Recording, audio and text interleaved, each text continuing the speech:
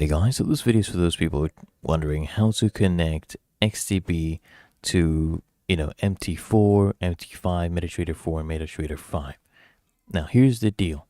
So if you are trying to connect, it depends on which platform XTB allows you to use. This part is very important because XTB actually no longer supports MT4, okay, or even MT5 for the new accounts. What they're doing now, they're mainly using their own platform, which is this one, XStation 5.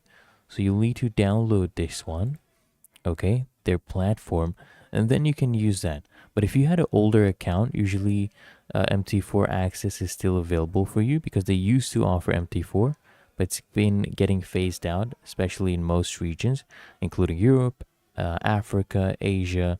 But MetaTrader 5, they never supported it. They never offered MT5 account. If you see anyone claiming to connect XTB to MT5, that is either not official or safe. It's likely a third-party tool or fake site.